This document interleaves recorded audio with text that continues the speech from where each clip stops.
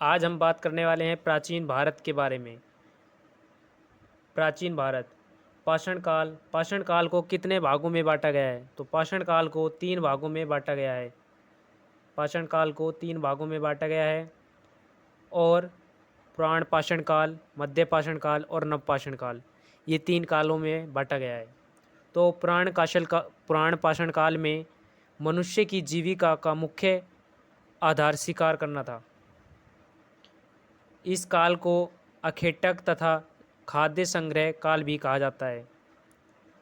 लगभग 36,000 ईस्वी पूर्व आधुनिक मानव पहली बार अस्तित्व में आया।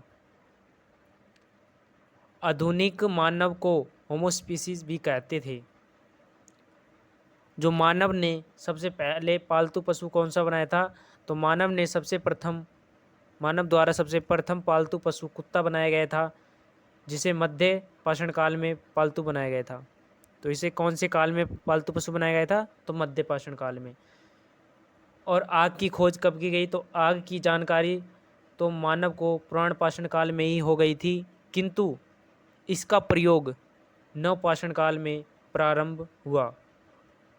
नव पाषाण काल से ही मानव ने कृषि कार्य प्रारंभ किया, जिससे उसे स्थानीय निवासियों की प्रवृत्ति विकसित हुई।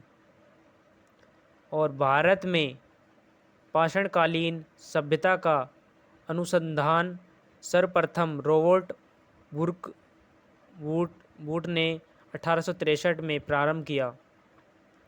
भारत में व्यवस्थित कृषि का पहला साक्ष्य महेंद्रगढ़ से प्राप्त हुआ है। तो ये तो पाषाण काल के बारे में था। और अब बात करने वाले हैं हड़प्पा सभ्यता के बारे में। हड़प्पा सभ्यता कौन सी नदी के तट पर है और इनकी खोज किसने की और कब की, और यहाँ से कौन कौन से उत्खनन मिले, तो इनकी सबकी जानकारी इस वीडियो में दी जाएगी। तो वीडियो को शुरू करते हैं। तो हड़प्पा सभ्यता, जो हड़प्पा सभ्यता थी, इसकी खोज किसने की? तो इसकी खोज दयाराम सैनी ने की। और इसकी खोज कब की गई? तो 1921 में की। और हड़प्पा सभ्यता कौन सी नदी के तट पर है? तो ये रावी नदी के तट पर है। और अभी वर्तमान में ये कहाँ पर पड़ता है? तो ये पाकिस्तान के गोमरी ज़िले में है।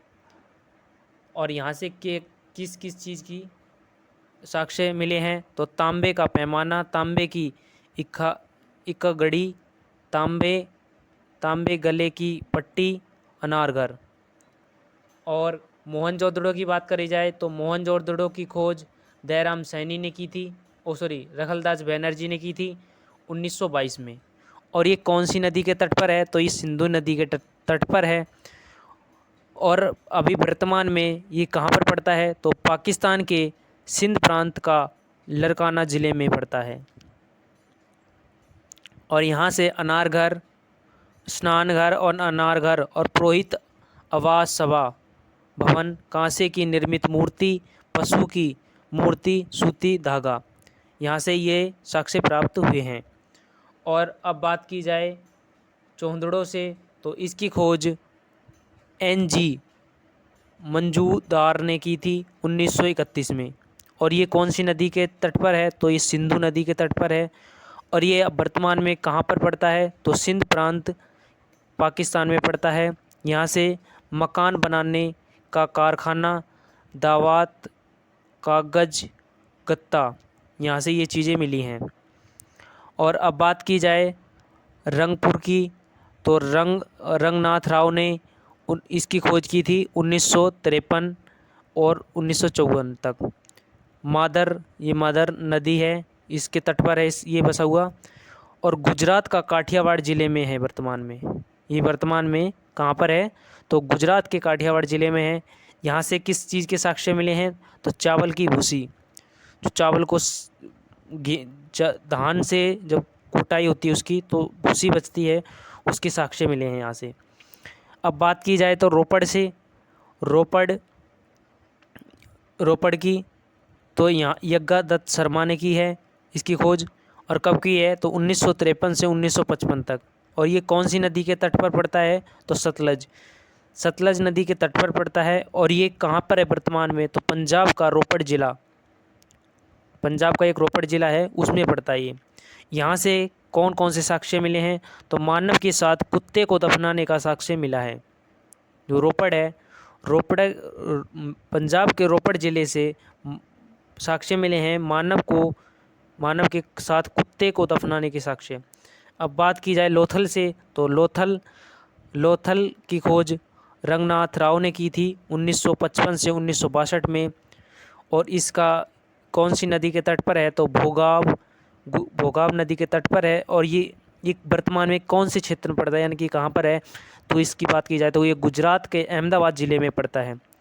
और यहाँ से कौन कौन से साक्ष्य मिले हैं? तो गोदियावाड़, युगमात, सवदान, रगाई के कुबड़, हाथी का पैमाना, जो हाथी के दांत होते थे उनके पैमाने कैसे बनाए जाते थे, उनके साक्ष्य यहाँ से मिले हैं। अब बात की जाए तो कोट दीदी जी, फजल अहमद ने, इसकी खोज किसने की थी? फजल अहमद जी ने। कब की थी? 1955 में। और ये कौन सी नदी के तट पर है? तो सिंधु नदी के तट पर है। तो सिंध प्रांत का खैरपुर स्थान के वर्तमान में है। तो इसकी वर्तमान और इसके साक्ष्य कौन कौन से साक्ष्य मिले हैं? तो ये पत्थर के बाण ग्रह मिले हैं। और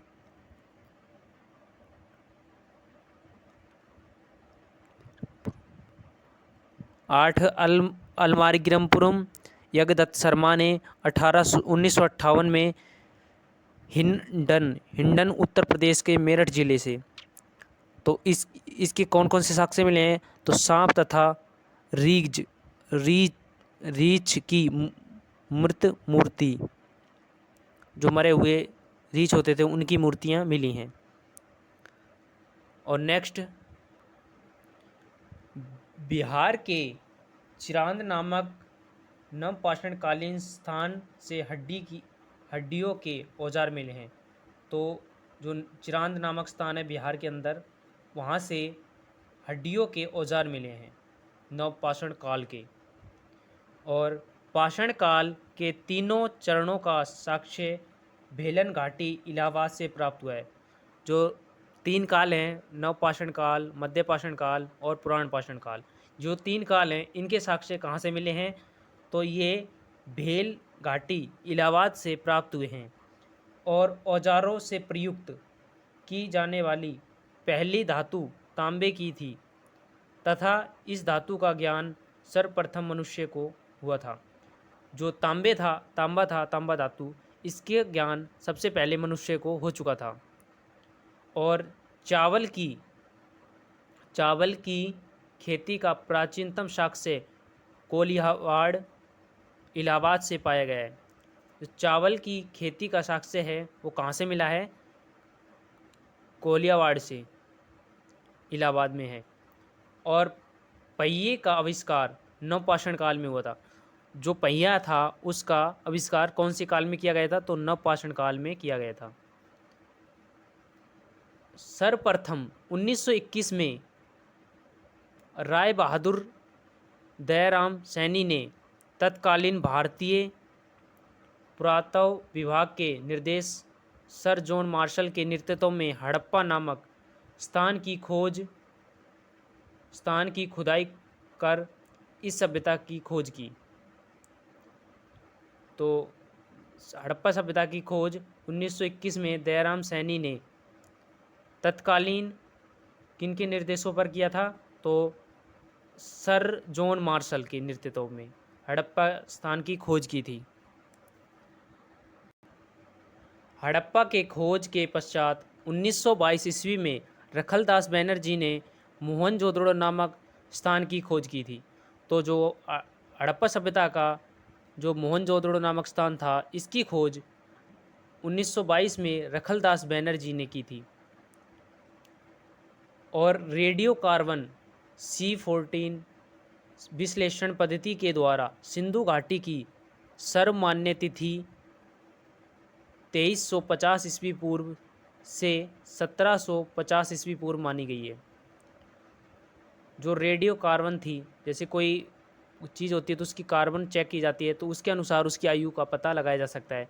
तो उसकी आयु 1750 ईस्वी पूर्व मानी गई है। और सिंधु सिंधु सभ्यता के अन्य नदी घाटियों तथा विकास स्वरूप का पता चलने कारण इस हड़प्पा सभ्यता के नाम से अधिक जाना जाता है। हड़प्पा सभ्यता को इस नागरीय सभ्यता का प्रथम उत्खनन स्थान होने के कारण नामांकन यह सम्मान प्राप्त हुआ। तो सिंधु घाटी सभ्यता का अन्य नाम, सिंधु घाटी के सभ्यता के नदी घाटियों के तथा विकास स्वरूप के कारण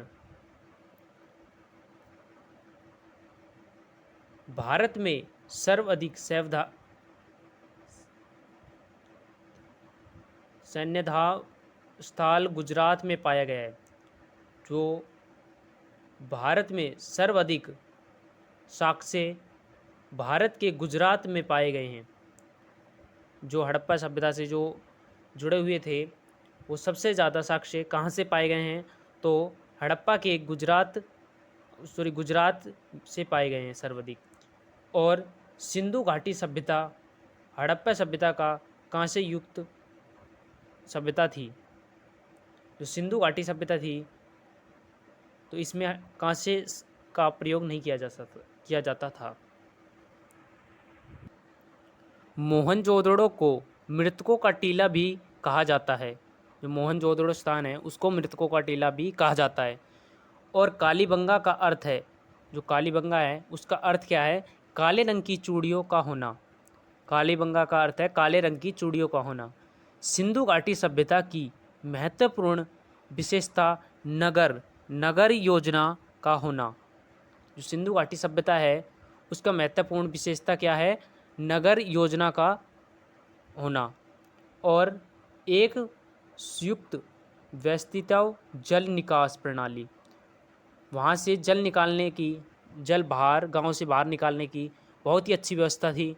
और इस सभ्यता में नगर निर्माण, यहाँ पर गांव को बहुत ही योजना के अनुसार बसाया गया था कि इस गांव की गलियाँ इतनी चौड़ी होगी और चौराहा इतना बड़ा होगा।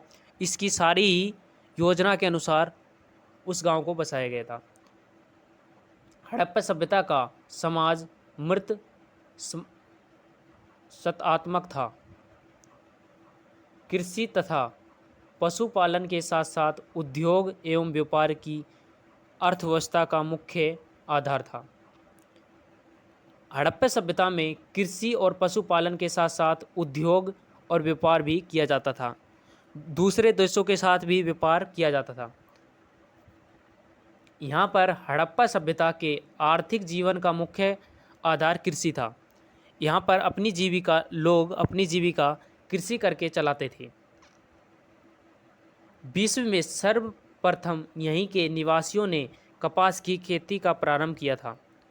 जो कपास आजकल देखते हैं हम लोग, कपास की खेती सबसे पहले हड़प्पा सभ्यता के लोगों ने ही की थी पूरी दुनिया के अंदर। मेसोपोटामिया में कपास के लिए सिंधु शब्द का प्रयोग किया जाता था।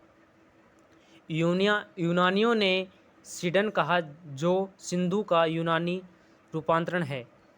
हड़प्पा सभ्यता में आंतरिक तथा विदेशी दोनों प्रकार का व्यापार होता था।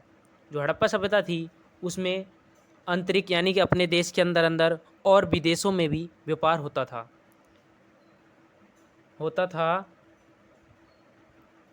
व्यापार वस्तु विनिमय के द्वारा होता था। वहाँ पर जैसे कि किसी चीज़ की, जैसे किसी को गेहूं की ज़रूरत है तो उसे गेहूं दे देते थे और उससे बाजरा ले लेते थे। जैसे किसी को बाजरे की ज़रूरत है तो किसी को गेहूं की ज़रूरत थी। तो किसी को जैसे रुपए की ज़रूरत है तो उससे रुपए ले लेते थे, और किसी वस्तु की ज़रूरत है तो वस्तु ले लेते थे। तो इसे वस्तु विनिमय कहते हैं।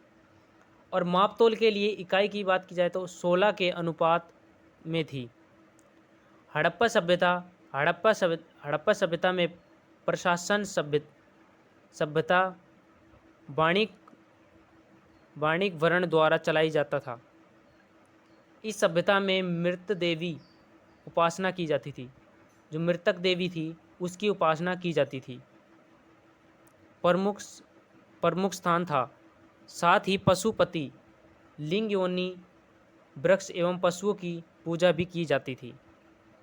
और सबसे ज़्यादा पूजा किसकी की जाती थी? पशुओं में कुम्भड़े बैल या सांड सर्वाधिक महत्वपूर्ण पशु माना जाता था। उसकी पूजा पूजा का प्रचलन था हड़प्पा सभ्यता में।